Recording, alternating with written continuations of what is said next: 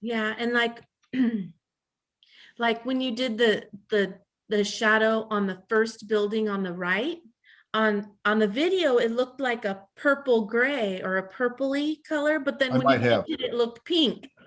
So I was like, ah. Trying to Okay, one thing you gotta, one color thing you right. gotta, one thing you gotta think about, because like different colors, this is why I'm trying to tune you in a little bit to the idea of temperature and things like that. And like if you, and also sort of like going in with an opaque medium, going in, just take a little touch of white, just put a dab out of your colors, and then just take a touch of white and lighten it up, and it'll start to reveal what its real temperature is. Because I've had that happen too when I was first learning, and certain colors would just do weird things, and then later on I figured out like, oh, there's a bunch of red in that, so that's why it keeps going purple, and that's why it's dulling down my flesh tones, and that's why, you know, because there's so much blue in it or whatever. But when you look at the color just by itself, especially when you don't have, you know, when you're kind of new to it, that color is just going to look red, right? Like you still get and go, oh, that's a nice red. But then if you take that and you put it next to a warm red, all of a sudden you go, wow, that's a really cool red. It's actually going a little bit purple, or vice versa. It might go really orange. Okay. I think all the manufacturers should do this.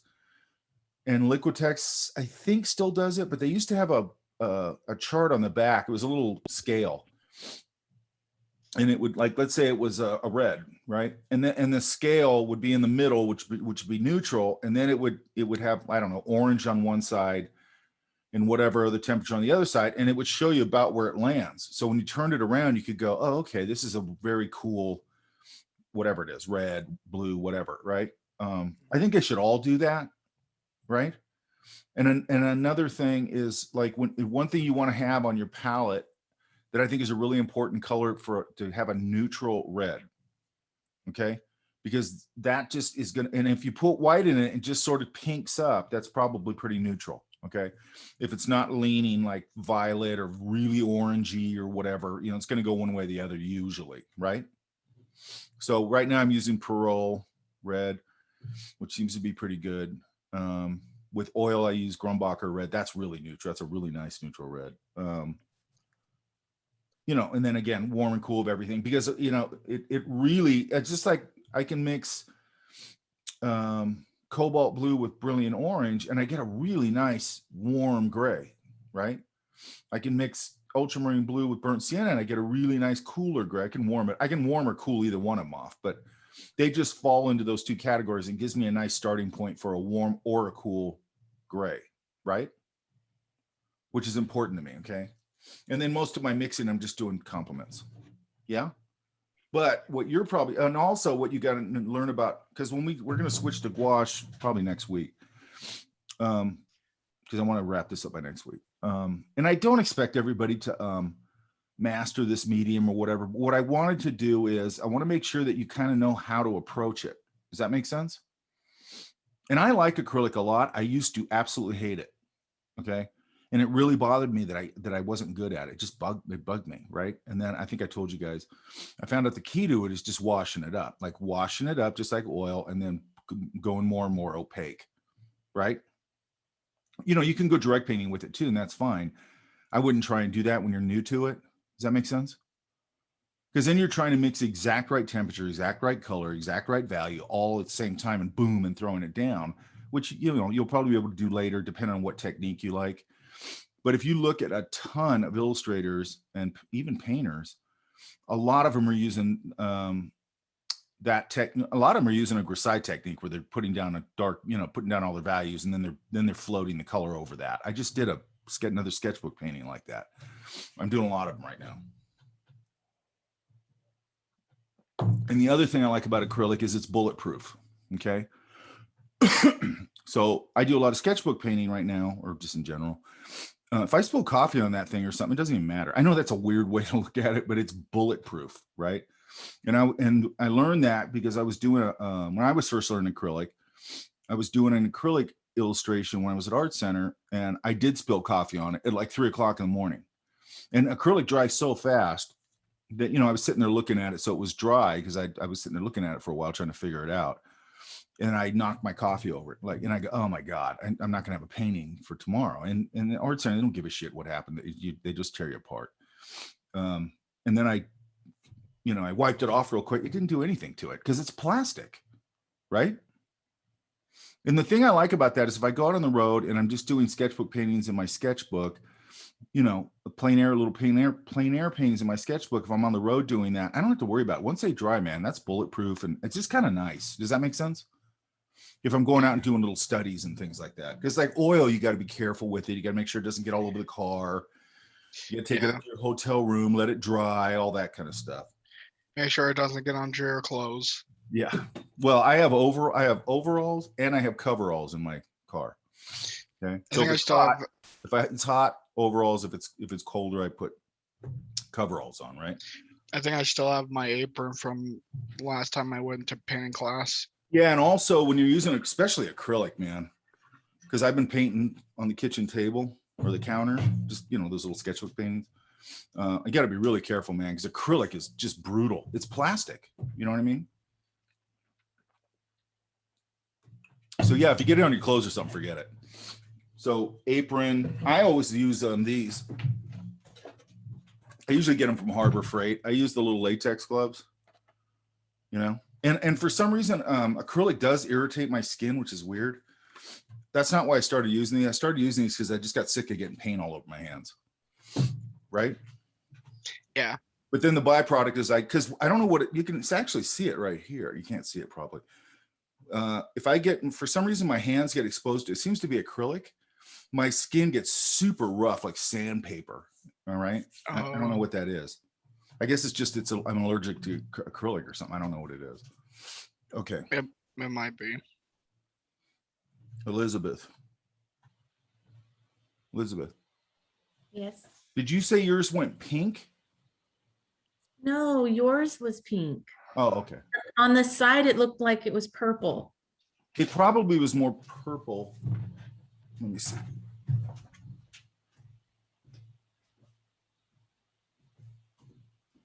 Yeah, it's definitely got a little bit of a purple cast. And the reason probably being is that that's got a heavy yellow influence in it or yellow color in it.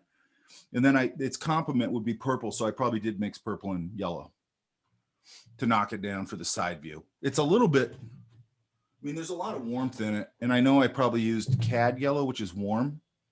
And then probably Perot or probably dioxazine purple. Now, normally I mix purple. Normally I mix orange. Okay. But over the years now, I just put a brilliant orange on my palette and I put a dioxazine purple on there. So I don't have to mix them. Oh, because you put the orange in the, you put the orange and the purple together?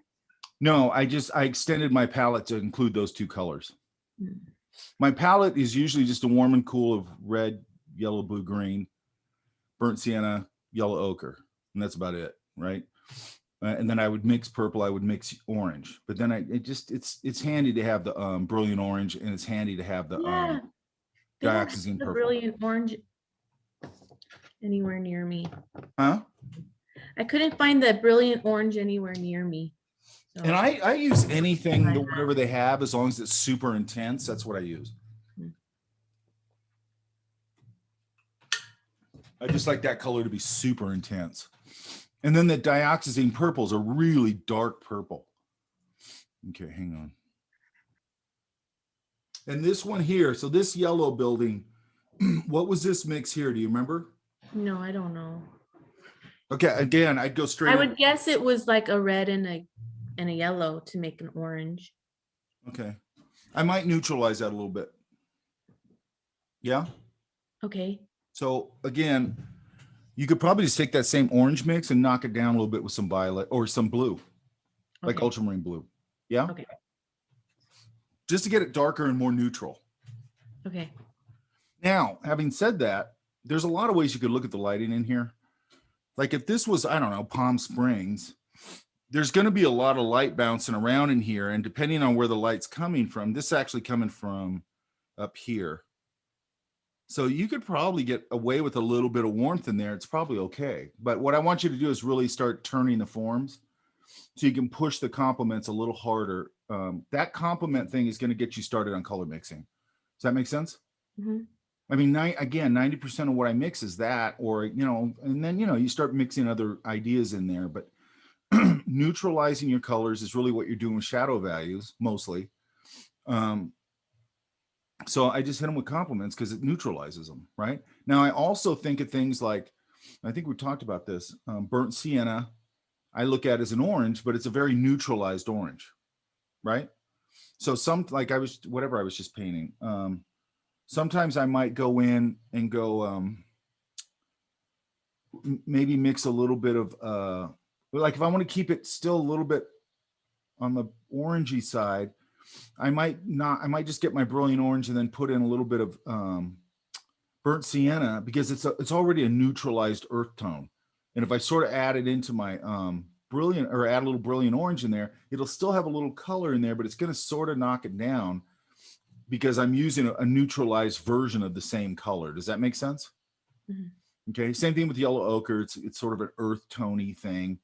And to me, those two earth colors, they exist outside. Like I know this sounds weird, but I don't consider the yellow ochre as part of my yellows, which doesn't make any sense. I get it. But I just look at it and go, that's a neutralized earth tone.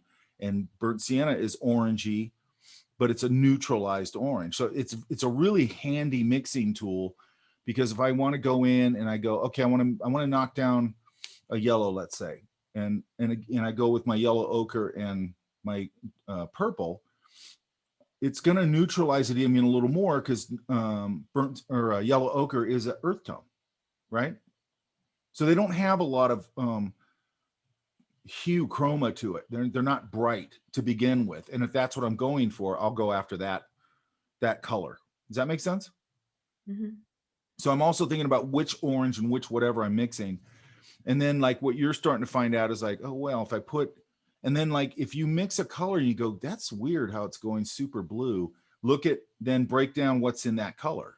Okay, so if I look at ultramarine, I go, there's red and blue in there. It's sort of a purple, right? My parole red is neutral. So if I don't want to get that blue in there, I'm going to go to my neutral red.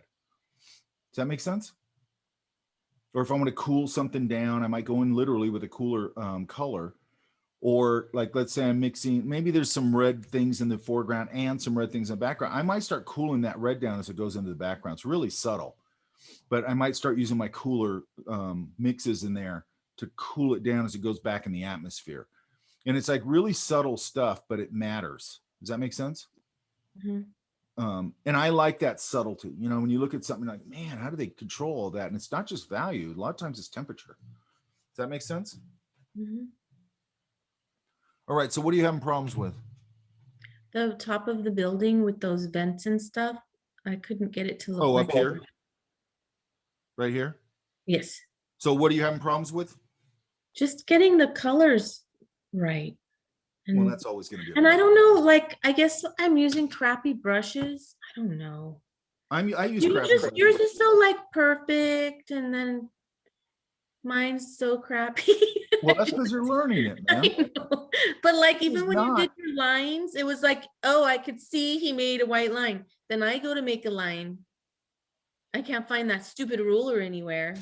Oh, you don't have to use that. You can use anything. You can use a But regular ruler. so I was trying to use a regular, and then I don't see the line, and then I try to go back, and it's just Okay, what you just said right there is one of the biggest problems with acrylic, I think.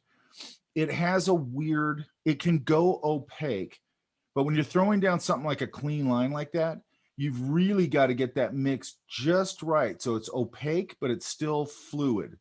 so with your lines that are white on the building, Yeah. are those just white, or did you add I, water to it? I or- usually add a little bit of warmth to it, like a little yellow. Depends on what the lighting is. If it was But an you're not overcast, making it more, you're not adding anything to make it the paint smoother or anything? no. What I'm doing is I've just, and this is part of the reason I want to talk about this medium. One of the biggest things with acrylic to me is managing the opacity of it. Okay. Because you're probably noticing like it'll either want to be really transparent or it'll get sort of lumpy and not want to just flow. Does that make sense? Mhm. Yes. And that is just it's just a, what do you call it? Consistency thing. You have to sort of land on it. What I would do is I would just put down a dark swatch on something. And by the way, I don't know if I've said this. You could use almost anything to just practice these things on. So you can take some gesso and gesso anything, and cardboard, doesn't matter, and just practice that stuff, and just practice like getting it. Here's the thing with this acrylic, by the way. Most of you will probably go, I don't like this stuff. I'm not going to use it. And that's fine. Okay. I just don't want you not being exposed to it, knowing how it works. Does that make sense? Yeah. Because again, I hated it. Now I love it. Mhm. Okay. And part of the reason I know I've said this, but when we get through gouache, I want to talk a little bit about mixed media with this medium, because you can do a ton of stuff with it. And part of the reason I think people tend towards mixed media with it, part of it's speed and all that, but part of it is like, okay, acrylic's kind of tricky to manage, but if I use acrylic and then I go in, let's say, and I do my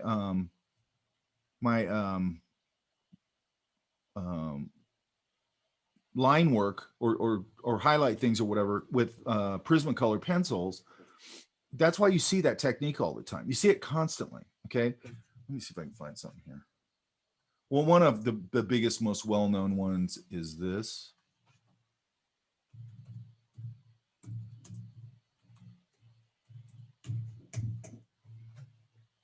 And you could also use it for an underpainting for your oils. Okay. So one thing that's nice about it is I like to do the underpainting on a canvas or whatever in acrylic. Okay. Acrylic and gesso, and I create the underpainting, the drawing and all that. And then I could just start floating washes over that with oil. Okay. Because you can go oil on top of acrylic. You just don't want to go the other way. Right. Because the other way, just so you know, oil's got to breathe. It takes a long time to dry. So if I put a bunch of oil down and I let it seems dry, and then I put acrylic over it, I'm choking the oil. It can't breathe anymore and it can't dry. Does that make sense? But you can go the other way because acrylic dries really fast. And you can build up a lot of people do this. You can build up your underpaintings and and then you go to the more oil part of it, and it just speeds up the process a little bit. And all the acrylic usually gets buried under it anyway, but it gets you started a lot faster, because if I had to wait for those washes to dry with oil, depending on how thin they are, if they're pretty thin, I could probably start going over it the next day or whatever, but I still got to wait a day. Right. And then, sometimes people put cobalt dryer in the oil to get it to speed up the drying thing. And then you got to be careful with that because it can screw, it's just a lot of stuff where I can do the same thing with acrylic.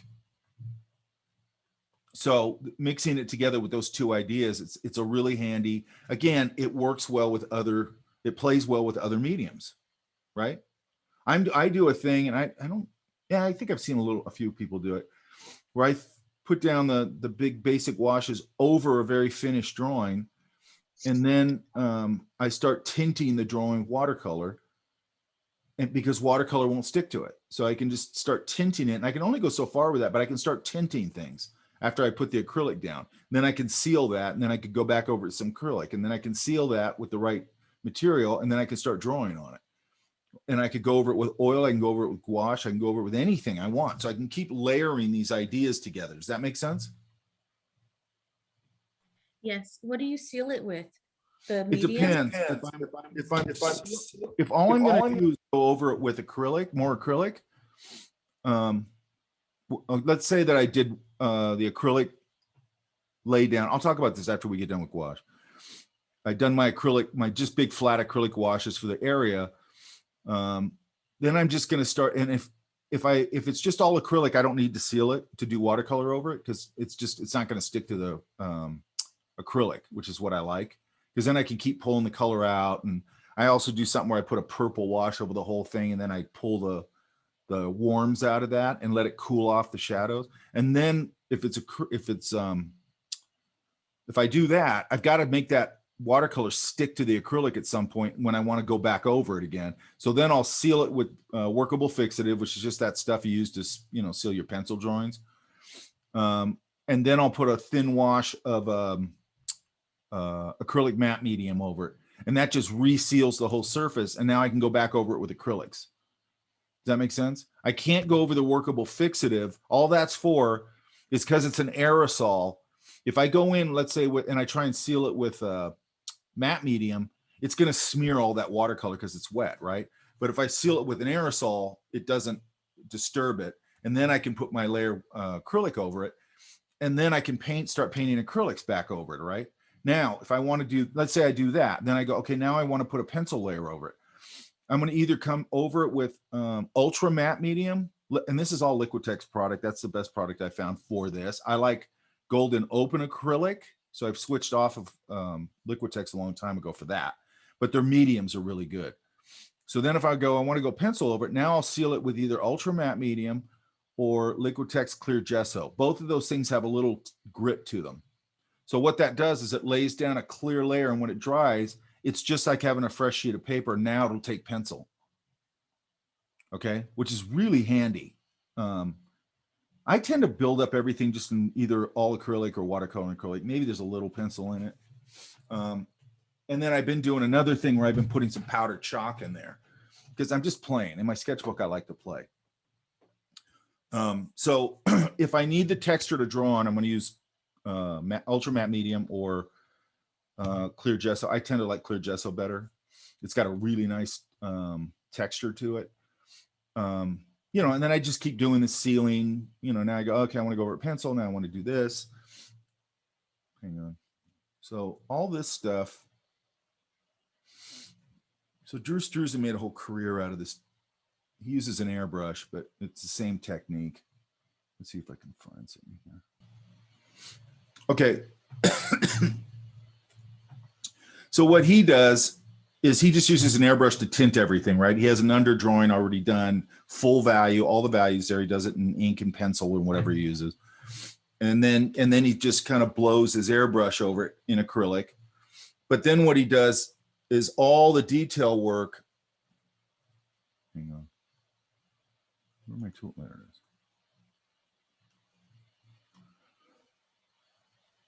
is. Like if you can see these right here, like these marks up here, all these marks here, that's all pencil. All these marks here. And I'll try and find a closer one. These marks here, if you get up close to this, you get a nice high-res image, you can see how much of that is just hatched. All the highlights and everything are just hatched Prismacolor pencil. Does that make sense? And another guy does a different variation of this. Well, he kind of does the same variation of this. This stuff is the same technique, right? Just a different guy. So he's airbrushing those big colors in there, and then he finishes it all out in pencil. Does that make sense? Yeah? Yeah. Why does that make sense to work that way?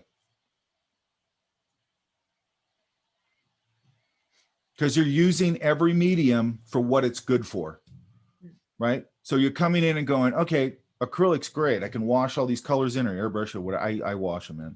I wash all these colors in and all this kind of stuff. But then, you know, maybe doing the, you know, that detail work and all that stuff, maybe that's not, I don't like doing it in acrylic for what you just said. It's like, it's hard for me to get the consistency right, for all the like linear work and all that kind of stuff. So maybe I do that in pencil. That's what they're doing. Okay. Again, you know, I'll fiddle around with all of it, but I tend to just build most of it up in paint. That's just what I like. And I also like using for what most people would use Prisma for, I'll usually go in with a really nice rigger brush, a long liner brush, and I'll just do all that linear work with I'll just get the paint to the right consistency, and I do it with that. And then also that has a lot of coverage. So all that stuff is up to you how you want to work it. But what you got to start you just got to understand that one of the main things with this medium, in my opinion, is exactly what you just said, which is learning to control the flow of the paint, right? It's really easy when you're just throwing down the washes, but then like you said, when you want to, because I had the same problem when I was learning this. And by the way, they have those, if you want that kind of architectural scale, they have them at Blick. I just saw them at Staples. I mean, they're pretty common if you want that kind. I mean, I've used everything from the side of a book to my phone, you know, I just tilt it and do that, or a regular rule. I know I have a couple somewhere, but of course, when I need it, I can't find it. That's because you probably hardly ever used it, right? Yeah. I don't think that they're doing too bad here. Like this, again, I'd neutralize this red over here. So one thing you're going to see, if you neutralize that red, neutralize this, and get it a little darker, it's going to immediately start to get form. Does that make sense? and go for it. I'm not gonna beat you guys to death with this. I just want to make sure that you've touched it, that you kind of understand the process of it. But this thing, it took me a long time to get good at acrylic. Okay. It really took me a long time. And there was other people that really irritated me at school who were really good with it because acrylic was still being used pretty heavily at that time. And it really frustrated me because I'm like, I can't get a handle on this stuff. You know what I mean? It's like either it goes down super transparently or it's going down too opaquely, or I didn't understand it until I saw, I think I told you guys, I saw Nina Ray Vaughn's office at Disney, and I went and she had something she was working on in there, and she had soft body acrylics on one side and tube acrylics on the other side. And I saw how she was building the drawing, and I went, boom, light bulb went off, and I go, Oh, she's washing this up. that's a question I had, because I did notice they had like different body Yes. in the store, and I didn't know. Okay. what that meant. Yeah, that's a good question. I used to use, and I still have a whole bag of them. I used to use I used to do the washing up with the transparent stuff, the washes. I used to do it with soft body acrylic. And what soft body acrylic is, the stuff that comes in the little jar. It's just more viscous or whatever. It's more fluid than the tube acrylic. Tube acrylic has a lot of sort of buttery quality to it, right? It holds brush marks. The soft body stuff is going to do that less because it's not watered down. But I guess it kind of is watered down. So if you want to just, and again, that's how Nina Ray Vaughan was doing it. She had soft bodies on one side, and that's what she did all her washing up in. And then she'd switch over to her more opaque stuff where she wanted to get some brush work and all that stuff and build stuff up to really opaque. Now, what I've been using, because I used to do kind of the same thing, what I've been using now is Golden Open. And Golden Open is formulated to stay, they call it open, but basically stay wet longer, which means you can work it longer. And I really like that acrylic. Okay. That's all I use anymore because I can thin it down like anything else. So I don't need the soft body. But then if I want a little bit of body to it, I can build up my opacity really easily. And then I can also get a little brush work in there if I want. And if I put down fat brush marks, maybe I put this mark down to next to this mark. With the open, I've got a little more time where I might take a clean brush and brush between those two values to get a soft edge, right? Where with the complaint with the acrylic over the years was like, oh, it dries so fast, it just constantly gets hard edges, right? To which I go, well, right. So any medium you guys are going to use, and the reason I picked these three mediums is because watercolor, I want you to be exposed to acrylic, and you could not like it, and that's fine. And then when we go to gouache, you're going to see that there's a marriage between these two things. Okay. You're going to have the ability, because gouache is a watercolor. It's just an opaque watercolor. So you can thin that down and sort of use it like your watercolor, same process we're using kind of with acrylic. And then you build up that opacity, you can get fat brush marks. But the beauty of gouache is that all the things that you're fighting with this, gouache likes a little better. Okay. Like if you want to thin, gouache is very opaque. So for the lines on the building, when you want to do that brush and scale work with gouache, it cooperates because it's very opaque and you can get it to cover, but still flow. Does that make sense? Yes. And I can come in and do, let's say I'm doing a face or whatever, a portrait. I can come in 2 weeks later and go, that edge right there is a little hard. Get a little damp brush and go and reactivate it and soften. I can go in and soften anything, and I can constantly change it. Okay. You can't do that with acrylic. Once you put it down, it's down. It's plastic. It's bulletproof. Does that make sense? Yes. And then gouache, and I know this is a stupid thing to say. This is just my own stupid OCD brain. If I spill my coffee on gouache, it's over. Okay. If I splash water on it, it's over. If I pour something into a drink and it splashes a couple droplets on it, it's going to reactivate the paint. That's not really that big a deal. I mean, other people don't care about that. And I get it. It's just my own weird brain. And it's a really good, versatile, plein air medium, sketch medium. I think you'll probably like gouache. We just have to get through this part. Does that make sense? Yes. And then we'll go to gouache. And then the gouache is also important to me because I know a lot of students like gouache, but they have no idea how to handle it. And gouache has really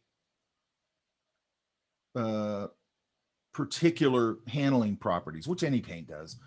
But once you get them wired, then you'll have success with it. Does that make sense? And I think most people like gouache much more than they like acrylic. Does that make sense? And I'm not going to drag this thing out like I normally do, because I just go, I want you exposed to it. I want you to at least understand what I'm saying, but I don't expect everybody to master acrylic overnight. Does that make sense? Or anything for that matter. Okay. Other questions? No, I think that's it. Okay. But play around with that idea of consistency is really important. Okay. And when you're mixing a color and you get a weird result, really look at what the colors you're looking at. Because if you're just going, oh, I'm mixing blue with red, well, probably not. You're probably mixing a blue that either leans warm or cool, or maybe even like I noticed in like certain paint sets, like standard paint sets, they have really weird blues in them. Sometimes, they'll have like a really tealy blue, which I think I can't stand that color. Okay. Like I don't like trying to mix with a tealy blue. I hate that color. I always say teal does not play well with other colors. It doesn't like them. Okay. And it's just my girlfriend years ago had a house with a teal carpet in it. And we were doing the house. We're both designers and we're going, well, the teal carpet was hideous. We tried a million things to make that room work. We finally just go, we got to tear the carpet out and get a new carpet. This color, it either we have to play completely to teal, which I don't want to do, or just change the damn carpet. Does that make sense? I don't like that color for some reason. Okay. And then I want to lock this down this week, be done with it. I want to start gouache next week. Oh, by the way, so I'll put this up done on Friday. I'll take a look at them and then we're going to move on to gouache. For gouache, we usually do a character thing. I don't just go find a drawing. I don't care about the drawing part. Does that make sense? And if you have something that's a character thing and you want to use that, I have to approve it. Does that make sense?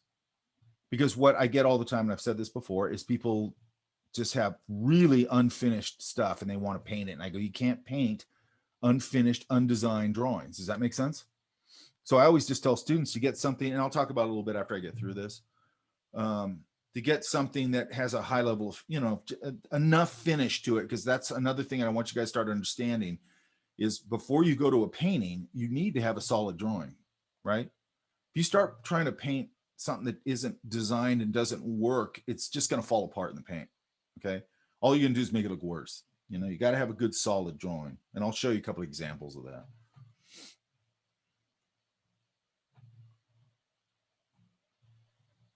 I have a question, Mike. Yeah. For the gouache project, can it be any type of picture, or do you want like a specific style? I don't really care about the style. So if I wanted to get like a picture of, let's say, a celebrity and just tweak it a little bit, I'd be able to do that. What do you mean by that? You mean like a caricature kind of thing? No.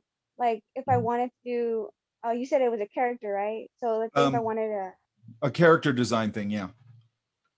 If I wanted to like get a picture off like Pinterest of a girl and just start making her look like a character, would I be able to do that? Yeah, but you got to design the drawing then, right? Yeah. Here's my thing in this class. This class is a mechanics class. This class is a paint handling class. I don't want to spend weeks on a drawing. I want to get right to the painting. Does that make sense? Yeah. Now, if you want to give me an example of what you're talking about this week, throw it at me. All right, for sure. Okay. Because I might be misunderstanding it. Yeah, I'm probably wording it wrong. No, I don't think you are. But I'll give you some examples of what I think are sort of finished. Like, here, let me see this. This student, and there's some of yours too.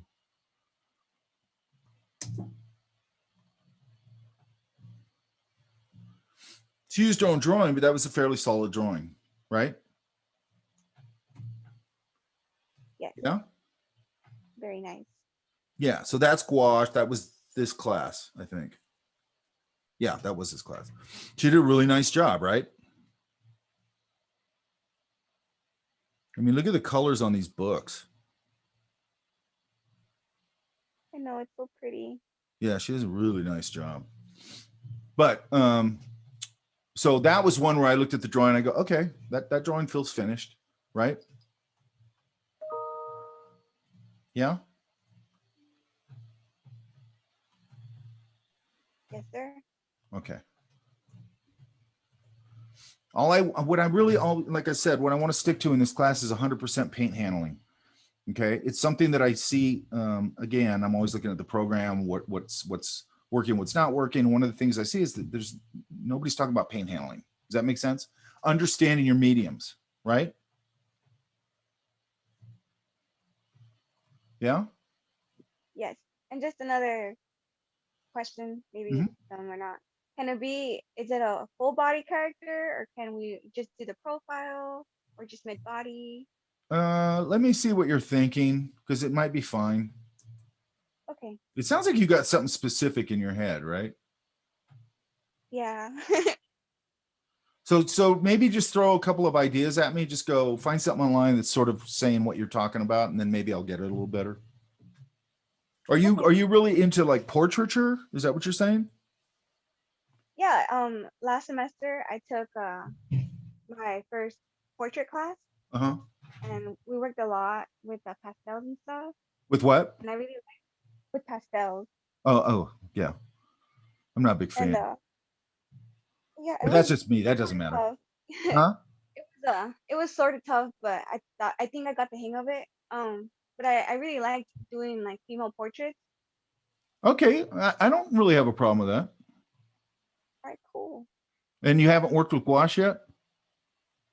I worked with gouache, but only when I took color theory. Okay, that's a different thing. Yeah. Yeah, I haven't really like took my time to do a whole. Yeah, I don't. You know what? I hadn't thought about it, but why not do a portrait? That's fine. I don't care. Like, cool. Just again, make sure that you're getting some good reference. Are you gonna? How are you gonna do the drawing? You just gonna make a drawing, or are you gonna get a drawing, or what? Well, what I like doing is I like getting pictures of like females on Pinterest or just wherever I find a nice picture of a girl. Yeah. And then from there, I either make them into, I like spooky things, so I either make them to a zombie or a witch or a vampire, or I could just stick to the way they look and then just like What make her you hair different need. colors, stuff I like don't really that. care if you stylize it. I'm not a big fan of those genres, but who cares? That doesn't really matter. There's got to be enough meat on the bone there to paint it. That's all. All right, cool. That's it. Okay. Where's Ebony? All right, thank you. I'm here. Where are you at? Hear there me? you are. Yeah, I see now. Okay, what's the thinking here on these colors? I want to go to a more vibrant. They're obviously not gonna be as vibrant as this, but Okay, these colors are starting to feel pretty out of the tube, right? This is just the color comp. Yeah. Oh, it's a color comp. Okay, but Yeah, I have you want to think about things like this green right here is really, it feels just straight out of the tube, right? It also feels really cool. And that type of thing is probably going to be a lot warmer. Does that make sense? And darker, right? Yeah. You might want to try like maybe some ultramarine blue and some cad yellow, medium, like a warm yellow, just a warm yellow, right? That's a pretty nice, I think this here, if you built the geometry around this building, I think this could actually start to work. This in here, you might have to come back in and kind of darken a little bit. So I'd build this geometry around that because that looks like it could feel pretty reflective. Does that make sense? Yeah. And then again, start managing your, like, if your light's here, this side needs to get darker. This. So light those cubes. Does that make sense? And again, take your pink value, knock maybe a little sap green or something into it to knock it down, right? Because that's its complement. Okay. The reason I'm going so into complements is because number one, it's 90% of what I do when I'm mixing, and then I nudge them a little bit, but and sometimes I don't. I might put a third color in there to sort of nudge it a little warmer or a little cooler, whatever. But I try to stay within 3 color mixes. 3 colors in my mix because I don't want it to start turning into mud. Does that make sense? Yeah. So what you want to do here, the first thing I would do, I would adjust this temperature, which is easy. You can just go right over it. And then I would darken the shadow value side of all these buildings because I want you to just turn those forms really easily, right? Because when we're doing a cityscape, the first thing we're doing, I mean, most buildings are usually cubes, obviously rectangles. Sometimes they're circular, like a cylinder. And then within those box shapes, you know, you might have a column, that's a cylinder. You might have a triangle for the pediment part. But the first thing you want to do is just look at those things as those box forms and light them. Does that make sense? Yeah. They'll come right over here and just boom, knock in that shadow value. Boom, boom, boom here. This will be darker. I'd warm up this top. It's not going to be the same color as this, right? Yeah. Usually these industrial roofs are just variations of gray, right? Yeah. Lately, I've been going with a more of a warm gray. It just seems like they're usually a little warmer, but then they have a little patchwork. So I might do a little darker value gray, a little square or something, because they sort of patch the roof and they don't care what it looks like. So that gives me a little variation on the roof, right? Okay, questions? Not so far. What color is this here? It's like a cool gray. But is it literally like out of the tube of gray? Oh, this is a digital color comp. I have I uploaded the actual image also that I've been painting. Oh, I see it. Is it this one? Oh, wait a minute. It's telling me that's some weird file format. Oh, I can see it a little bit here. Watch these file formats because I'm getting these empty files sometimes. Does that make sense? Yeah, it's weird because I uploaded them both the same way. I guess Yeah. sometimes just I've got them go- before. I don't know what causes that. I mean, I can see it kind of enough.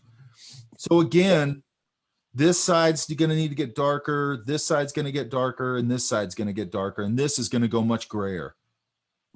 Okay. Yeah. Yeah. Now, you also got to be careful when you're doing a digital, like once you know your stuff, it's not as big a deal. But if you're doing digital color comps, when you're working on, you're learning paint, the problem is you have no idea what those colors are. Does that make sense?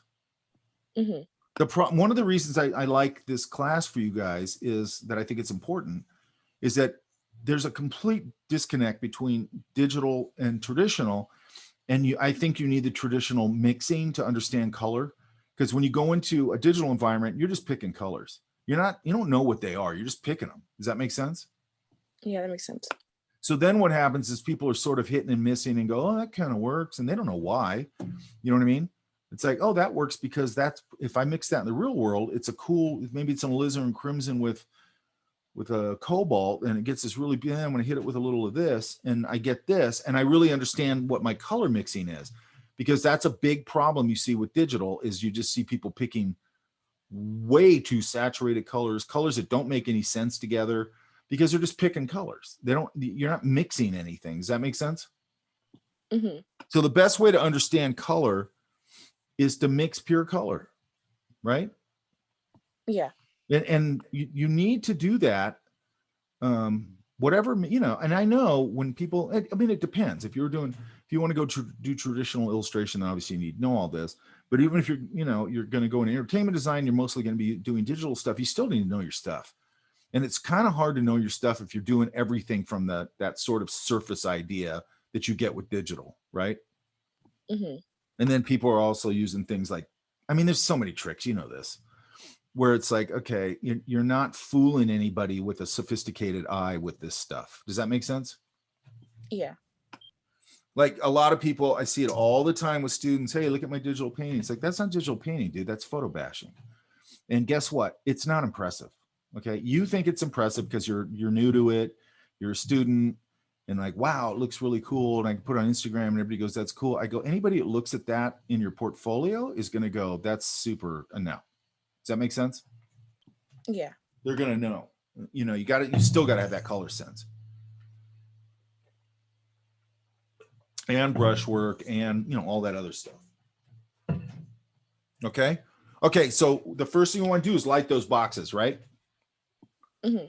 And then we can, you know, and then I just sort of fake the shadows of it, but I put one off of here, I think, and I put one sort of coming off of this building this way, I think. It would have normally crawled up this building a little bit, but I didn't do that. But and I'm not that worried about all that kind of accuracy with that. But I want you to understand the first process is just sort of in a big way light the two sides, right? Mhm. And then think about your temperature. This color right here is way too screaming blue, right? Yeah. And then also what I would do is I'd vary this green over here, right? So if I have this tree up here, that's a very specific color. And then this one, I'd probably switch it up a little bit, make it some different variation of green. Does that make sense? Yeah. And also, if you ever, when you guys are driving somewhere on a very lit day like today, the sun's out, at least up here, and you're looking at like the, you know, hillsides with a lot of foliage and things on it. Look at how different those different plants and trees and all that thing will handle color. Like I've gone driving through canyons or wherever, or up here or whatever, and there's a lot of trees down there and there's a lot of sunlight, and these trees just absorb a lot of light where they really don't get lit that much. Now, if I was just painting that out of my head and I'd never observed that, I'd probably light them up a lot more because I go, well, this is a super lit environment. But some of them just absorb a lot of light, and then the two values between each other aren't really that far apart. Does that make sense? Mhm. And then sometimes they are screaming far apart. Okay. There's a tree down the street. I don't know what kind of tree it is. It's really cool looking. And this time of year, it goes like this screaming, like lemon yellow, right? And then the shadow value actually could be a lit value on another tree. Like neither of the values are very dark. And then the dark value on that tree is a really bright, fresh green, even though it's in shadow. Does that make sense? Yeah. So you got to look at those things, because when you have a lot of foliage in an environment, you want to vary the temperatures. You know, you don't want to go with the same brush because you're going, well, that's an oak tree. It wouldn't be that color. And that's a palm tree. That's a different color. And then some that I'm just making up. Something like, I want to put something over here and put something over here. And then I'll just shift it around a little bit, maybe light one a little more than the other one, just to vary it. Does that make sense? Yeah, that makes sense. Questions? No. And again, don't use black. Don't have that on your palette. No burnt umber, and no Payne's gray or any of that stuff, right? Yeah. Because we want to be mixing color to color. Okay, that's going to teach you a lot about color. Okay, and if have you had color theory? No. Okay, so everybody needs to take color theory, number one. But number two, what I'm showing you is sort of like, okay, so you go into color theory and they deep dive into all these different color concepts, which is great, right? What I'm trying to do is sort of show you now, like now, all that color theory you had stuff that's very academic, now we're pulling it into the real world and actually using that. And what we're starting with is compliments, yeah? Mhm. Okay. So get that thing. I want to get these done by Friday because I want to move on to gouache. Yeah. Okay. Yeah. Who's this? There's no name on it. Oh, it's my story. Yeah, you got to put your name on these things, man. Hang on, I'm gonna put. Yeah, I apologize. I thought I did, but then I just remembered this morning that I didn't. Hang on. How do you spell your name again? Alyn. Alyn. Okay, that's all I need. I'll know who it is. Come on. Okay, so what do you think? Well, I had a bit of trouble with mixing the colors a bit, but I'm still working on that. I don't think your color mixing is too bad. Oh, it isn't? Oh, Not really. okay. What I like about it is none of it feels screaming out of the tube, really. Yeah, I try to make it that way. Yeah. This one again, I'd light this side. You've already started to light this side. I'd probably warm this up a little, start washing over it. I'm really trying to save my opaques for where I really need to go opaque. Does that make sense? Yeah, yes.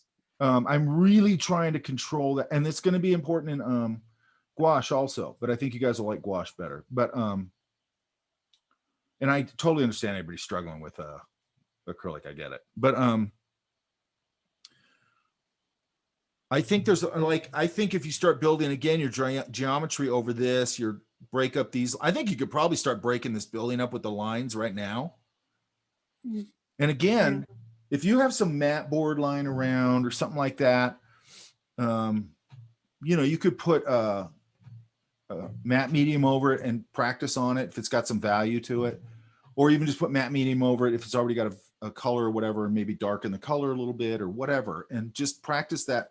And the reason I'm talking about the line thing is you have to learn to get the consistency just right for it to flow, like we were talking about with Elizabeth, to flow right. That's important, really important. Does that make sense? Yes, yeah. Because otherwise you get like blobby lines and all that stuff. You got to just mix it where it's opaque, but it still flows, right?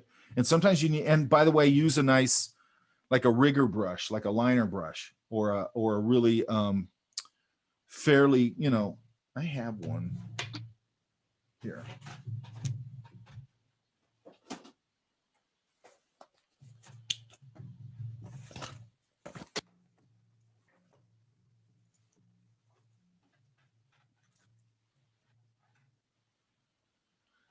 See that one? Yes, yeah.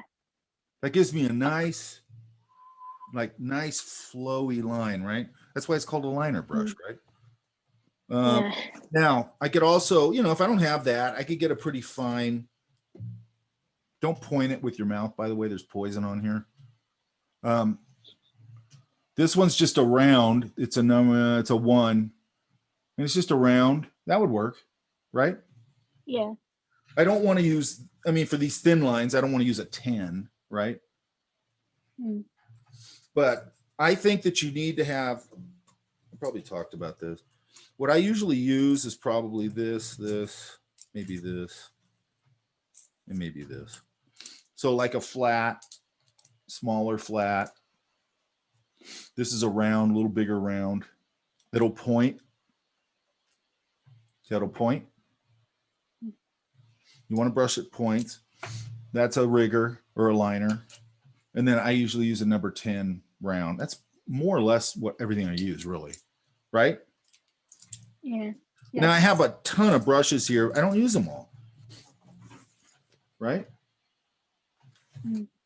If I go out and paint from life, I'll block things in with this big one because I want to cover the surface quickly.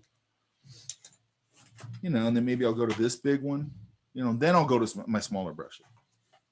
And I also keep old toothbrushes in here, right? Mm. By the way, put these in the dishwasher so they're not disgusting. Okay. And I get an old one. It used to gross me out to use old toothbrushes, but now I just put them in the dishwasher and it doesn't bug me anymore. Mm. Okay, does that make sense? Yes. So what I would do now, and again, like maybe up here where the mark making's like this, I'm going to go in. I would work around this mark making because I like this mark making up here, right? Yeah. Okay. So I might carve things out and brush things out that I don't like, and then sort of carve around things that I do like, and then let some things just live the way they are. Same thing down here. I'd start building up over this a little bit. And I got them, and you know, and I'd manage my edges a little bit, but by just starting to go over it a little more opaquely, right? Yes. And then this sidewalk again is going to be, I'm going to mix up a lighter value, probably with a little bit of warmth in it. And then I'm going to brush and scale that over there, right? So that's nice and clean, right? Mm. And then I would do, you can have this roof lighter, that's fine, but I just make a little more definite statement. Does that make sense? Yes. Yeah. Okay. Like a little more, I think it's fine if it's lighter, like because you got dark out here. I mean, this roof really can be a lot of different values. Okay. Cause I've seen them light, I've seen them dark, you know, so this being light, it separates it from that street. So I might just kind of come in here and make a little more definite sort of a couple ideas up here, maybe hit these a little bit with a little bit of light, so on and so forth. This one, I'd start building my geometry over it. you know, my line work, all that stuff. These I would just darken up. These look pretty good. I might put a couple of little highlights on there, maybe not. And then this looks pretty good. And then this, I'd have to light this tree at some point, right? Yes. So no questions or questions? Uh, I'm not sure. I don't think so. I just Okay. wanted to know if I was doing things right. Yeah, I don't think it's bad. And I don't think your color mixing is bad either. Oh, okay. That's good But to know. again, like these boxes, that's just a common thing. First thing I want to do is like, it's just even with a portrait, you know, like I'm getting light over here. I'm probably, you know, you can knock in that whole value, knock in this whole value, and then start working into the two things just like this. Does that make sense? Yes. So that idea of initially lighting something on a very simple way, right? Dark, light side. Then I might put that mid-tone in there, and then I'm going to build into it. I want to have an approach where I'm very methodically building this up. Does that make sense? Yes. If you don't have methodology, you're in trouble, because you're going to make 10 bad paintings, 1 good one, 2 good paintings, 7 bad ones, you know, on and on and on, right? Yes. Yeah. And then the technique becomes much easier, obviously. And then you'll start just sort of doing your thing and going, well, I like doing this, I like doing that. Hey, I like this mark making I do, but then I paint back into, you know, you'll just create your own thing, right? Yes. Okay. That's the goal anyway. Hmm. Okay, so that's Carla, I have a folder for you, but there's nothing in it. You there? Yeah, I'm here. I uploaded something though. Here's my folder. There's nothing in it. Okay. Can you I'm going to open that folder up, throw it in there, because I want to see it, because again, I want to make sure I'm seeing it before next week. Okay. Give me a second. Hang on, It did take me a while trying to upload it too, so maybe. hang on, I'm going to open the folder right now. Where's Cassandra? She here? I'm here.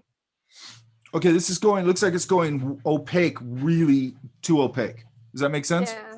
Yeah, I know. The paints that I'm using, the white that I'm using to try and like brighten them up, it's really it's thicker than a lot of the other ones, and especially at the little blue house with the bricks right there, it got kind of bad there, but And also, this looks like black to me right here. yeah, that was a mistake. Yeah. That is black. Okay, one thing you can do to correct that is you can wash some color over it. Now, here's the Okay. other thing. Hang on. Here's the other thing. Trying to find Zoom here. Okay, here's the other thing.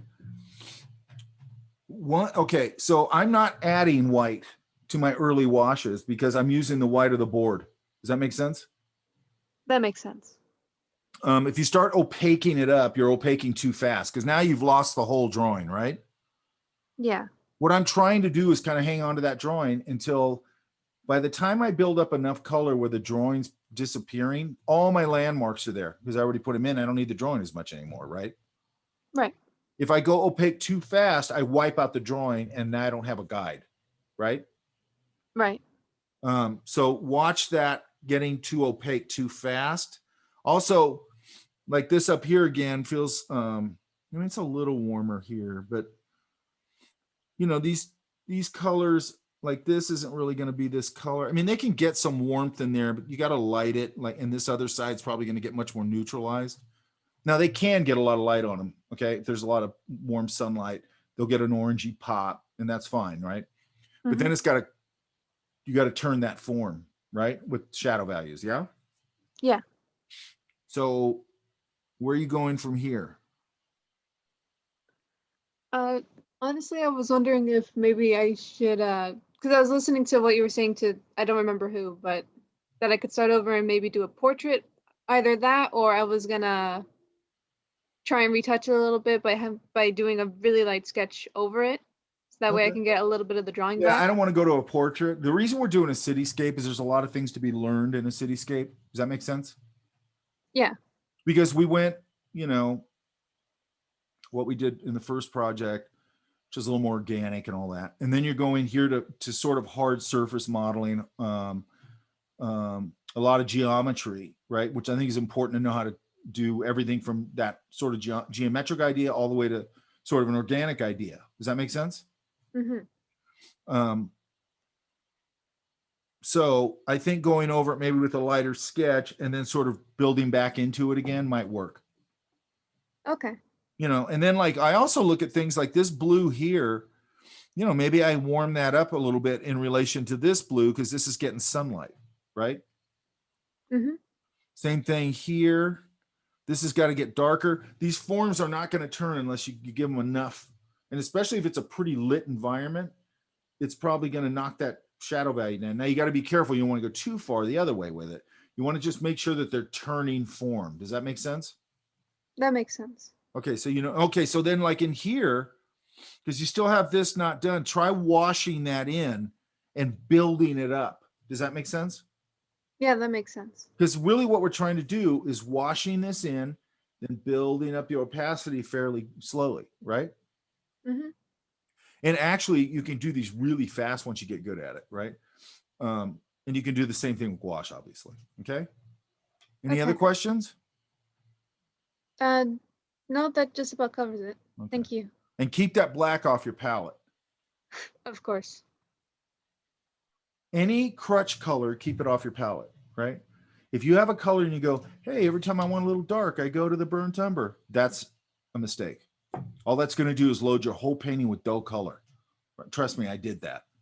Went down that rabbit hole. All right, we talked about this last time, right? Yeah. Be careful. This perspective is off, it looks like to me. Yeah. Yeah, because if this is going here, I have to find, I don't know. Yeah. And this is, this. Yeah, everything's off. Okay, I'm not going to worry about that. What I would do on something like this now, is this all fairly transparent? And has this got black in it up here? It's yeah, a little bit, but it is to mix it with blue and white. Try and get that black off your palette. Okay.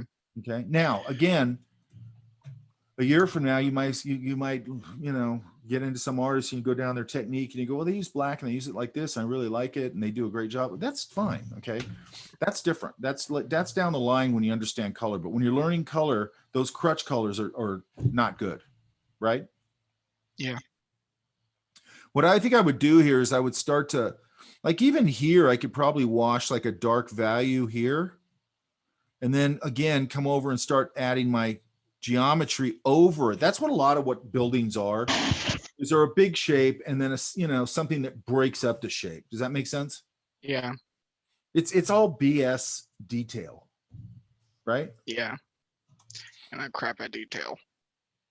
But it's like, I think we already talked about this. Like, let me see if I can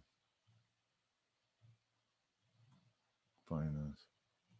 I try my best to make it look transparent. Yeah, it looks like a lot of it is transparent. That's why I think you could kind of wash in a big shape for like the smoky glass and then throw your line work over it. Does that make sense? Yeah. Let's go. Hang on. Like this one is the same. The way he did this is the same way we're doing this. But if you look at this stuff, like this building right here, look, this square right there, that rusty square. Yeah. And then he could have thrown all that dark and this color in, all as one big block in. And then he went right back over it with his brush and scale and just added this. Right? Mm-hmm. Now in here, it's a little trickier. Don't worry about that stuff. And the same thing here, he just threw some washy reflections in there and then brush and scaled right over the top of it. So all this stuff looks complicated, but when you look at it, especially back here, this is just a dark box. And then he just threw the detail over it. And he's doing the same thing here and the same thing here. And as it gets closer, he just builds it up a little more. Does that make sense? Yeah.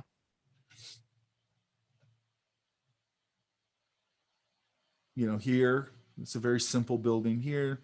This one, this is all kind of BS geometry, really well done, but same thing up here, blah, blah, blah. All this stuff in here is all indication, so on and so forth, right? These Yeah. have some nice, these roofs have this nice gray value. It's like a warm gray value. This is cooler. This gray value on this roof. You can go either way, right? These are all cool. Look how cool that is right there. But then this is very warm. That's an interesting choice right there. I like that. So on and so forth. And then if you look again, if you look at all this stuff down here, all the foliage on the lake or whatever, it's just, there's nothing there. Does that make sense? Yep. Okay, so start building your geometry over it. Yeah? Yeah.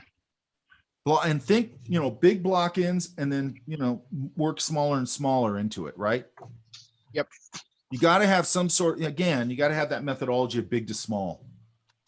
Because if you start jumping into detail too fast, you just lose everything. Yeah.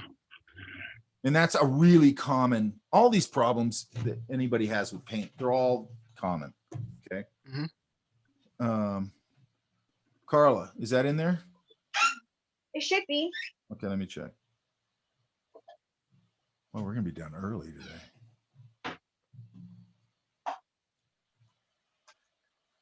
Here it is.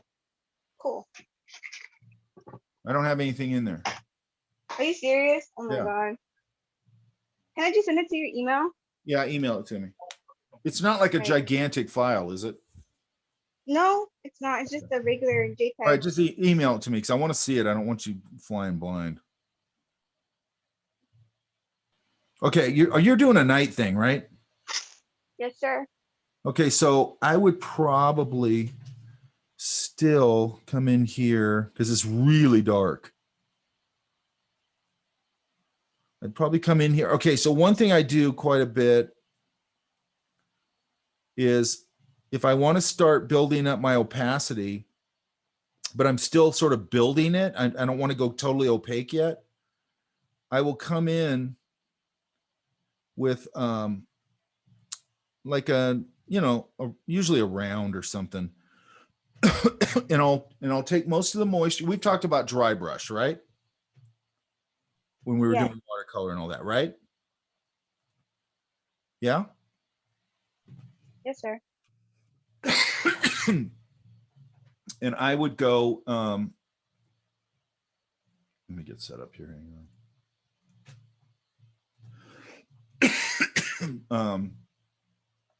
And I'll take, I'm going to take most of the moisture off the, I'm just going to pull the paint out a little more and less moisture. So I'm getting more of a dry brush thing, right?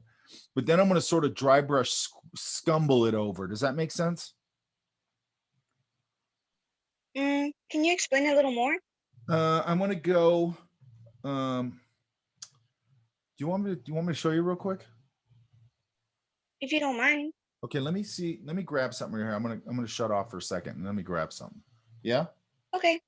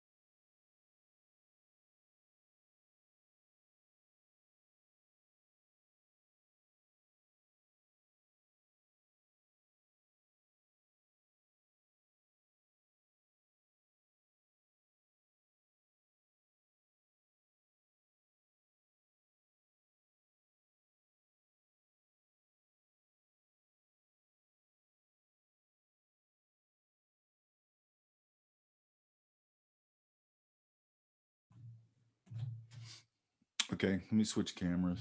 I just put this down. I'm gonna give it a second to dry. Okay. Let's go. Let me swap my camera.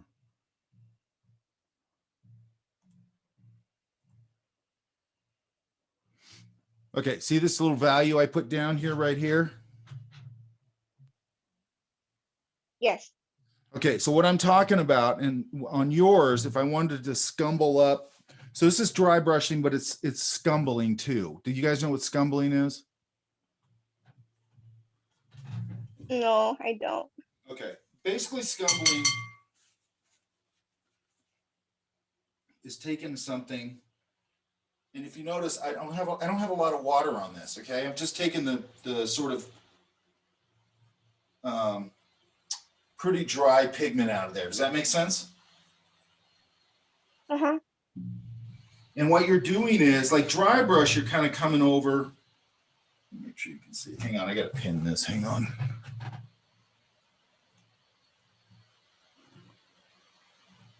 There. Dry brush, you're kind of doing this kind of thing. See how it's fading off right there? It's only picking up a little bit of the texture Mm-hmm. because it's dry, right? So if I come in, Mm-hmm. I'm trying to see if this is dry yet. If I come in here, that's sort of dry brushy. If I come in here and I start sort of scumbling this over, what I'm doing is I'm creating sort of a drier, not totally opaque value or color. Does that make sense? Yeah. Why that's handy is if I have a value, I think this is dry. No, it's not. Hang on. I'm going to dry this real quick.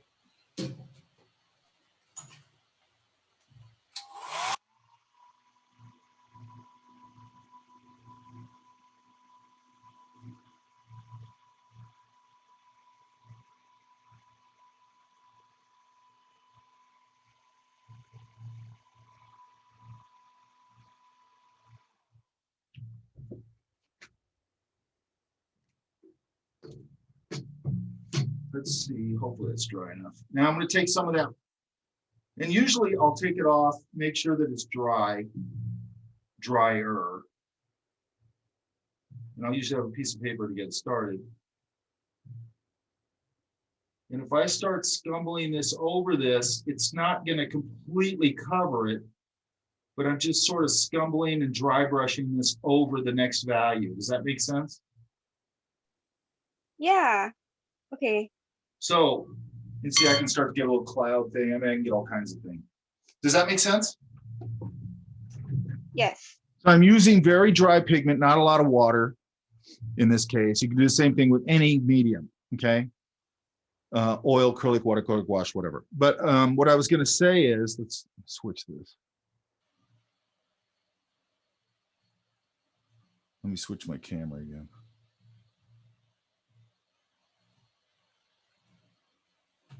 What I was going to say is, this back here, you can see my screen, right? Yes, sir. So I'm going to grab some of this lighter value you put right here, and I might scumble and dry brush and warm this up a little bit back there. Does that make sense? Yes.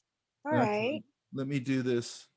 Because why? I want to, number one, in a city, you're usually going to get, even at night, you're usually going to get some sort of light Light pollution pollution. coming in from the bottom, Yeah. just because there's a lot of lit stuff down there, right? Mm-hmm.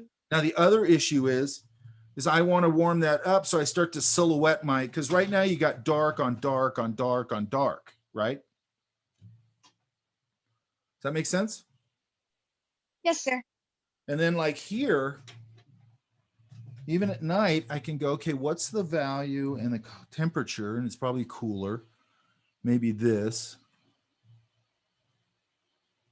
Come on. Oh, here it is.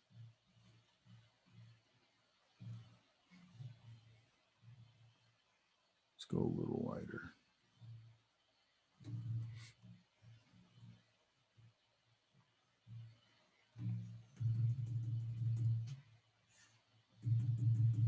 Oops. It's not the brush I want. Hang on.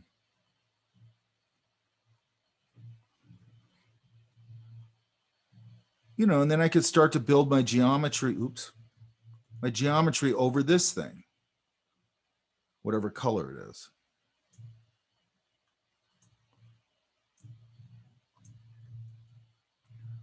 But see how that starts to structure this thing and make it a little more interesting? Damn it. I hate it when it does that. Does that make sense? Yeah.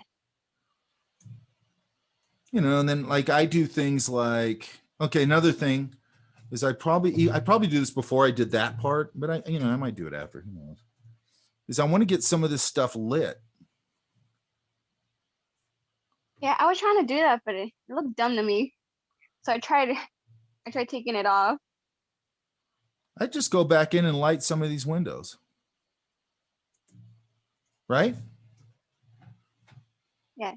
Same thing over here. Like over here, I might go with a warmer idea, maybe.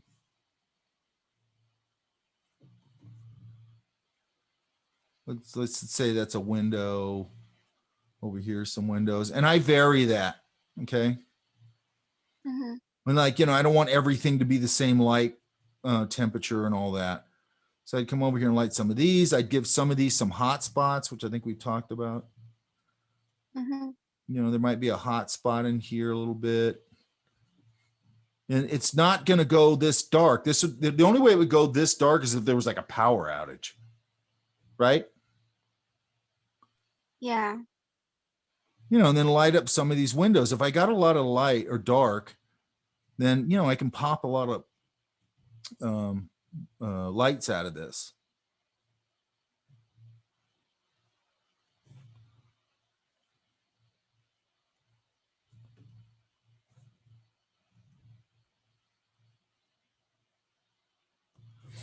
Start lighting. Another thing I'd probably do is come in here. Probably go warmer. And these street lights, I could really light up like that, right?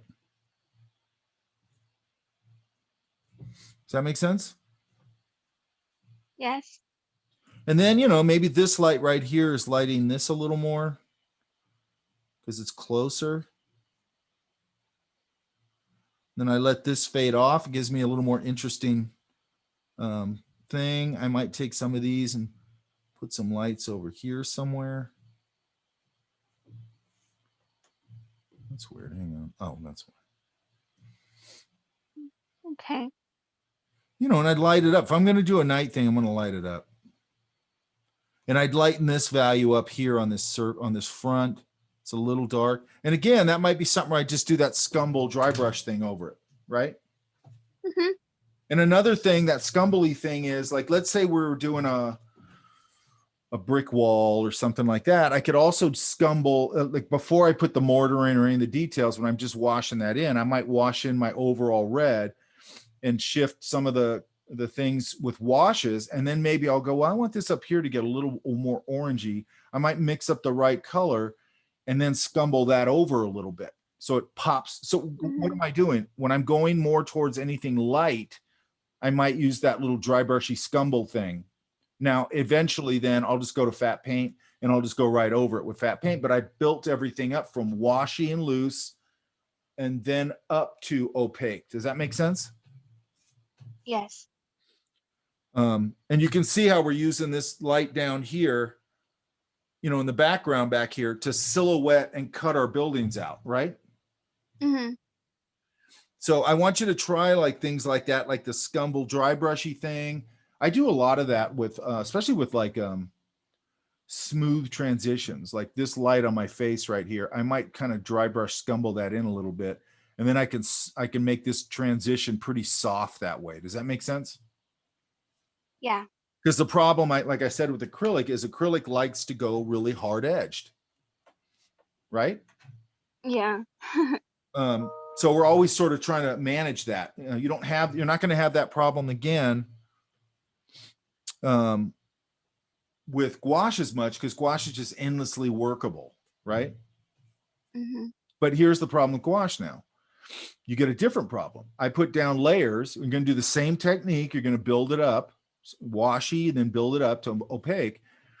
But when you put down, like when you start putting down layers that are a little more opaque under there, you got to let them totally dry. And then if I want to put another layer over it, I've got to mix that color or whatever, and then come in there and go right over it once, because if I hit it again, it'll reactivate. And then what happens? Your colors start creating mud, right? Because you're picking up, that's Yeah. what you probably notice this when you see student work with gouache, how muddy a lot of it is. It's like really muddy and gray, right? Mm-hmm. It's because they're picking up those undercount colors and it's just creating a muddy gray and they don't realize what they're doing. Yeah. Yes, sir. Okay. By the way, this thing here, Where? let me show you right now. See these swatches here? And this one's kind of interesting. Do you see that? Mm-hmm. So this one, well, let's just go to this one. This one, while the paint was still wet, I dropped a really rough, I don't know, paper towel or something into it, and I started to lift it out. So I started to get a little bit of texture here. Does that make sense? Yes.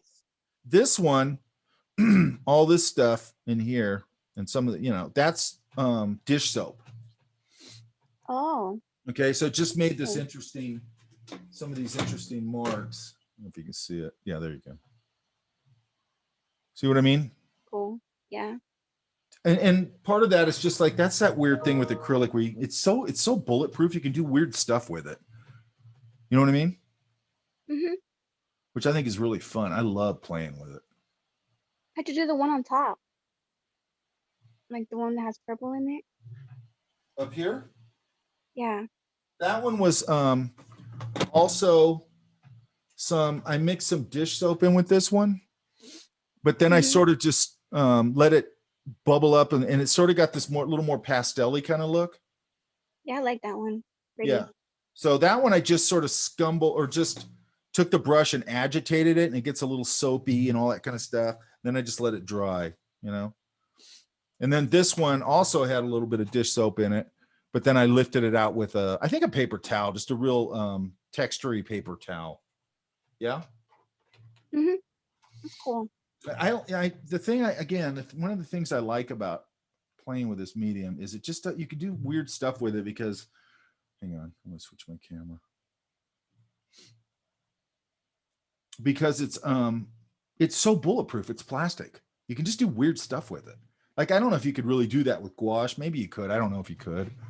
Because it's probably never going to really want to dry because that dish soap is like, and when I put the sort of that one that has the real bubbly looking surface, you know, once I put it in there and it's doing something cool and I let it start to dry, then I just took when it was starting to dry still, I took a paper towel and I just lifted the soap back out of it and it just left those negative spaces. Does that make sense? Yeah. They used to use a lot of that for old illustrators would use it for like nebulous backgrounds of like space scenes and stuff like that. Does that make sense? Mm-hmm. Okay. What I want to do here is I want to make sure that we're finished with this on Friday. I'm just going to go over them quickly on Friday.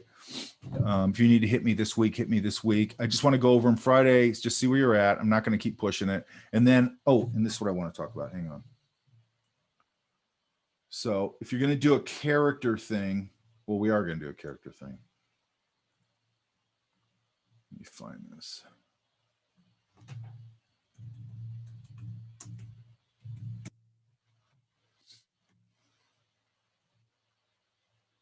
So to me, a paintable image for like a character thing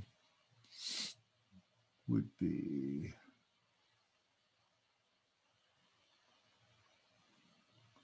like this one's probably fine.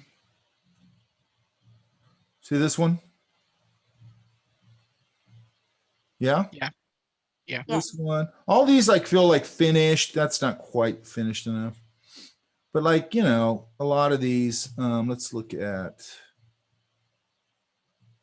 this one for sure. That's fine.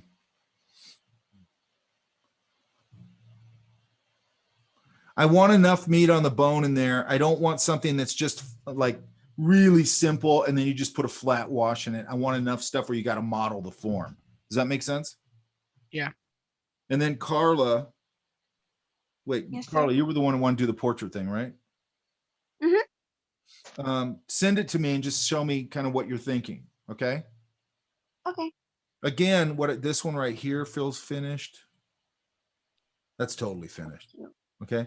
So that could work. So if you want to go grab something, go grab it. I don't care. Are you talking about doing something like this? Yes, but I would go more for like the realistic type of Okay, that's fine. portrait. That's fine. You got to have a solid drawing.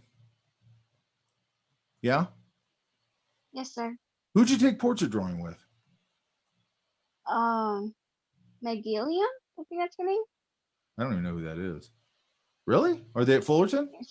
She teaches watercolor too. It's not Megumi? Yeah, there you go. Oh. I don't know much about her actually. She's cool. Yeah. I never see her. It's weird. So you like that portrait stuff, yeah? Yeah, it was really fun. Yeah, that is I fun. got a little frustrated here and there, but Well, overall it was pretty cool. that's normal. Yeah? You there? Yeah. I wanted to like check out her watercolor class because I think she said that she's more into watercolor rather than like Yeah. pastels and charcoal. Yeah, I'm not a big fan. And look, this is just me. There's nothing wrong with it. I'm not a big fan of pastel. You know what I mean? Why not? Just for me personally, it's not that it's a bad medium. If you like it, it's fine. It always feels like a grandma medium to me. Does that make sense? How? No, I mean, there's nothing wrong with it. If you like it, it's fine. Look, there's people who, having said that, and I also think it's kind of tricky when you're learning. They use it a lot of times for learning, like what you're talking about. And I kind of go, man, you can't mix color in there. You're sort of, and you probably use tone paper, right? Yeah, most of the time I was tone Which paper. it's not bad. I mean, you're teaching. That's great. I get it. My problem with it is like, oh, I can carry this box of 500 pastels, or I can have 8 tubes of paint and create more colors than I can do with all those pastels. Does that make sense? Yeah, it was so hard to color mix. Like, Yeah. you would try to color mix something, and it just sucked. That I wasn't really good at it. I felt like I was like okay with it, but compared to what she was doing, I was like, oh my god, how do you make it so nice? I think you might like the gouache approach to it a little better, maybe. Yeah, I tried doing it in color theory, and it seems pretty fun. So, That's a cool going back at it again, hopefully I still have like those. Hang on. This guy.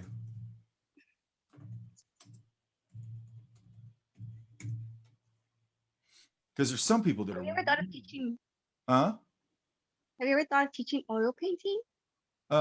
Yeah, the problem with that is that's actually part of the reason this class happened is that I was getting so many students with painting that just didn't know anything about painting. It was really bothering me. And I think it has to have a very methodical approach to any medium, right?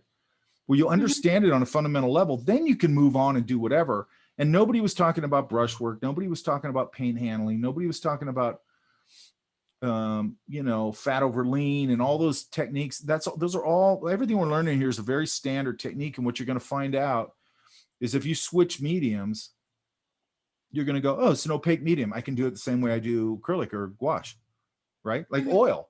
You still wash up oils, thin, and then you build them up just like we're doing with the acrylic, just like we'll do with the gouache, right? It's the same thing. But hang on, let me see if I can find that.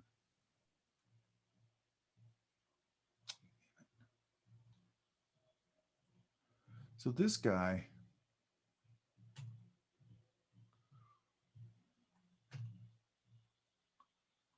yeah, that's not one. This guy. And there's a lot of people like this. I mean, that's pastel, but it looks like oil. Oh, wow. Right?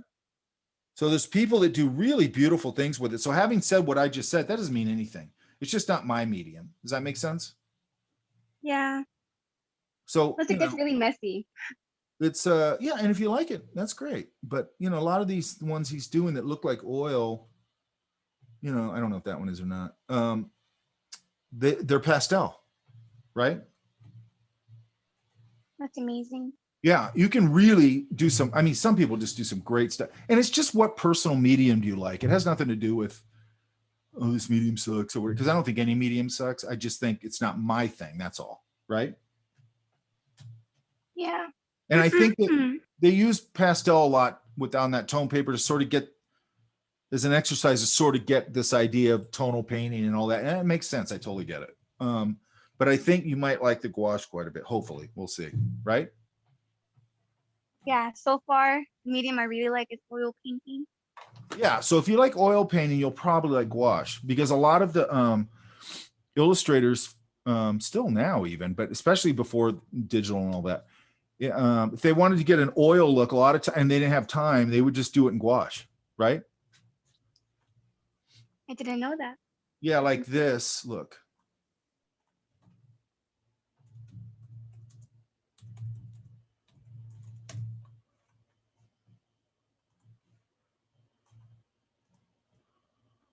Let me find it. I love this image, by the way. Hang on. Damn it.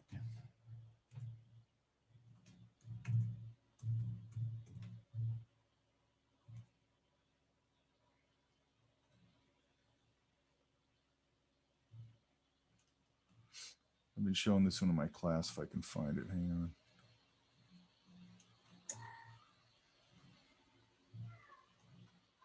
Damn it.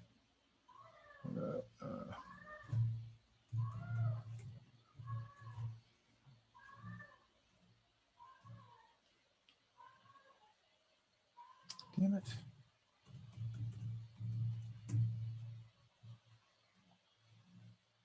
This one image like encapsulates this idea, if I can just find it real quick.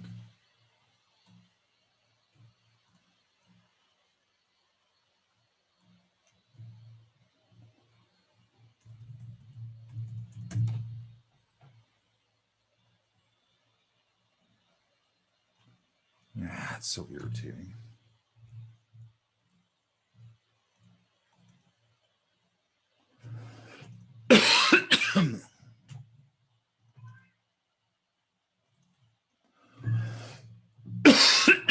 Sorry.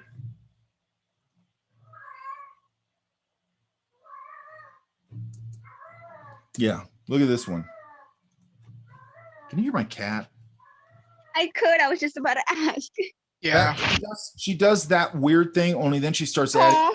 guttural thing onto it. She goes all night long. Aw. Like She's all night totally long. That was a in heat. baby. That's a cat? Yeah. Oh my god. She's in We should heat. definitely go get her spayed. Yeah. It'll help Too her. old. She's like 18. She's too old to go get Oh my spayed. god. Wow. Yeah. That's what I told my girlfriend. I go, so this has been going on for almost 2 decades and you didn't figure it out? Like, I don't get that. It's not nice to the cat either, because I'm sure she hates going through this too. But anyway, look at, see how this feels like an oil painting? That's not an oil painting? No, it's gouache. Oh. Damn. Okay. So you can get all these sort of effects with gouache, and you can get a million different effects with gouache. It's why I save it for last, because we do watercolor, transparent.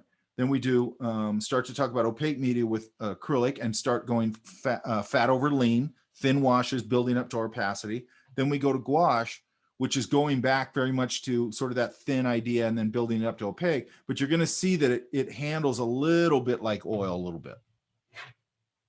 Yeah? Yeah. And then look at this. I love this. Like, I love this negligee or whatever it is, nightgown or whatever. But I love the way he, see her leg right there inside of it? Yeah. It's really And it's pretty. just, look how there's nothing there. It's just so cool. You know what I mean? Are you gonna do a demo on how to like paint with gouache just like how you did with acrylic? I do a demo on everything. Cool. Oh, actually, I have a demo for this. It's more of a stylized image, but it goes from beginning to end. Yeah? Yes, sir. And again, it's going to be the same approach, washi, and we build it up. So yes, I do have a demo. I'll do demos just like we do with everything. I have a demo on the thing that I've recorded, and then I'll set up my stuff in here, and we can, just like we just did with the scumbling thing, and anything questions you have, I'll just do demos on it. Yeah. Mhm. Okay.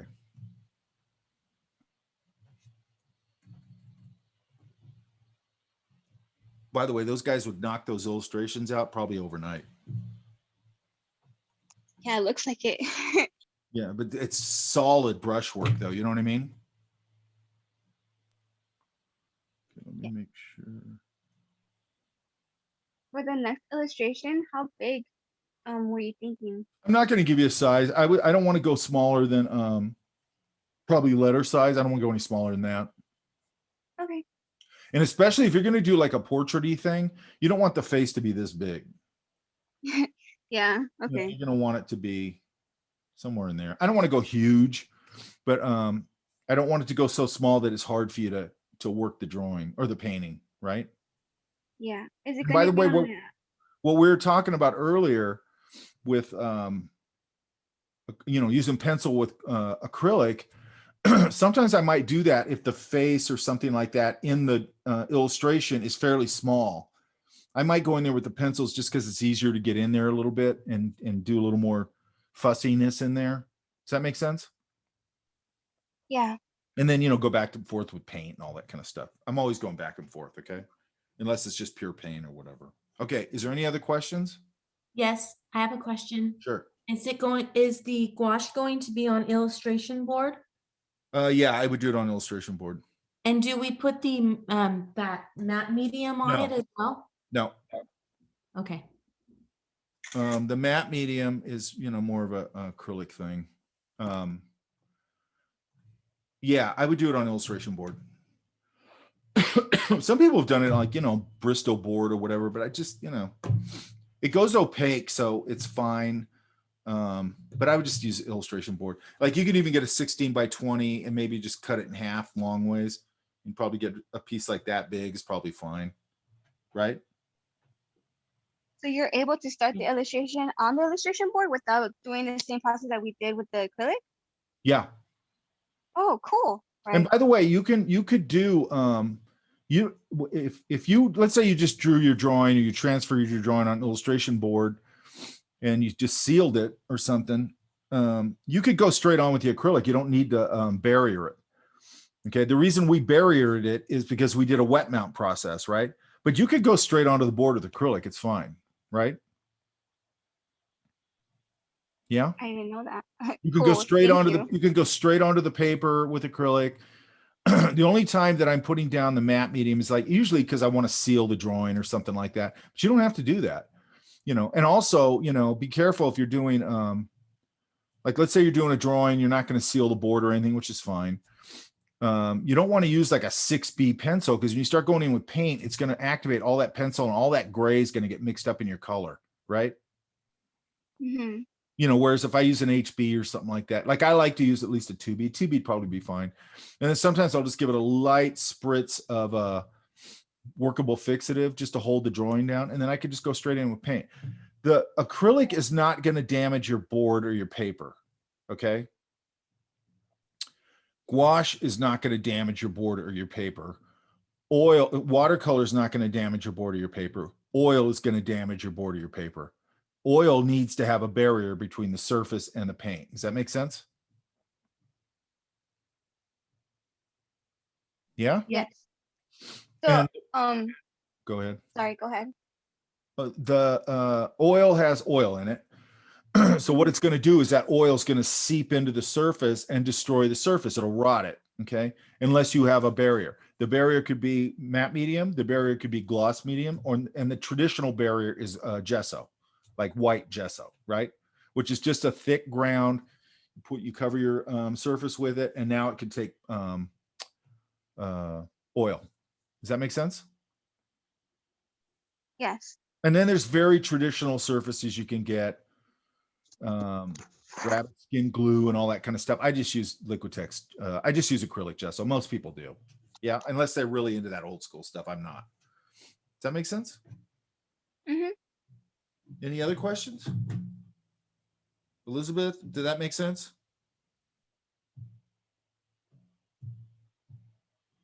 Yes, thank you. Okay. And what's anyway? Okay, I think that's it. I got the hang on, let me put this in here.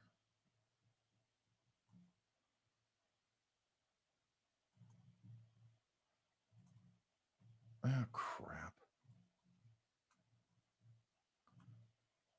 I have this dyslexic thing where I put stuff in the wrong folders all the time. It's really frustrating. Okay, that's weird. Hang on. Oh, there it is. Okay, that's it.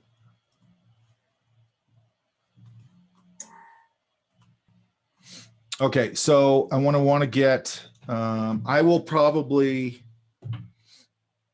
either Thursday, or I might just put it up after the meeting. The video I have on Gouache. I don't like to cloud what you're already doing with something else, so I'll probably wait till Friday to do it, or Thursday night or something. I want to have these done. I'm going to put these in the grade book for Friday. Yeah. Okay. Okay. And then just get them as far as you can. Okay. Because I want to move on to Gouache. Okay. And put some time into it, man. This medium takes a little bit of work. Yeah. Yeah. Yeah. Okay, you guys. If you need to hit me during the week, hit me. Yeah. Yeah. All right. Yeah. And I mean that. If you guys are having problems, make sure you come back to me and talk to me. Okay. All right. And we'll go over them on Friday. Okay. Okay, you guys. I'll see you on Friday. See you Bye. later. Bye. Thanks, you Um, guys. Take care of yourself.